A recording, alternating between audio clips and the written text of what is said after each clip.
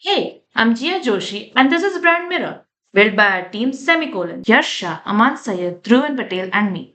BrandMirror is a feedback intelligence platform that tracks public sentiments across brands simultaneously, from Zomato to Lenovo India, pulling reviews from Reddit, Twitter, Google Play and the App Store. But the interesting part isn't the scraping. It's what happens between weeks, and that's what I want to show you today. Sentiment tools is that they tell you where you are right now. For example, week 3 Zomato 47% negative, top issue is delivery delays. Fine. But that tells you nothing about whether things are getting worse or whether a competitor is quietly pulling ahead. Every LLM calls it stateless. It has no idea what happened last week unless you explicitly hand it that history. And if you don't have somewhere to store that history reliably, you're just running the same analysis over and over. Show you what happens when you add memory to the loop.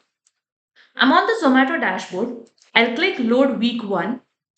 The system scrapes feedback, extracts the top 5 themes via grok, calculates sentiment, and then stores that analysis in hindsight. That's the vector memory layer. You can see it here in the memory log panel on the right. Week 1 entry score minus 0.07. Top concern delivery delays. Now, week 2. Watch the inside panel.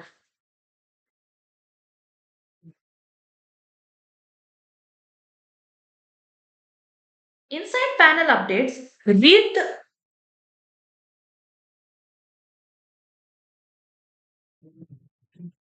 Now, week 2.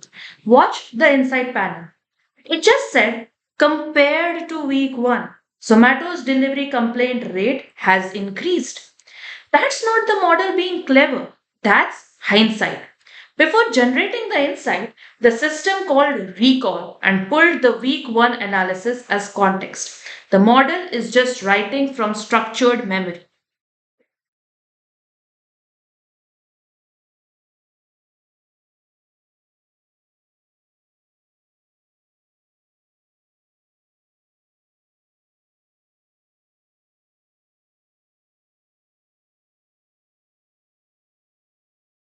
I'll pick Zomato and Swiggy and hit generate comparison.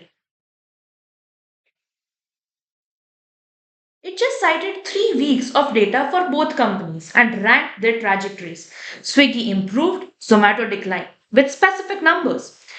That output is built entirely from memory entries, not raw reviews. The raw reviews are weeks old.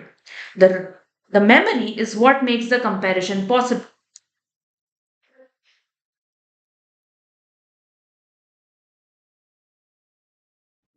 The right side is about 10 lines, client.remember with a namespace and structured metadata.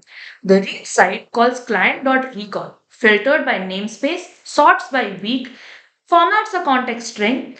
That context goes into grok prompt. That's the whole memory integration. Surprised me most, the retrieval logic was not the hard part. The hard part was formatting the memory context correctly before passing it to the model.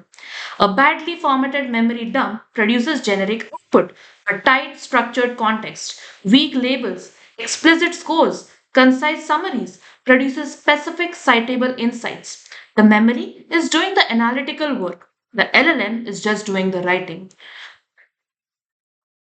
Full write-up with architecture diagram and code in the article. Link in the description. Thanks for watching.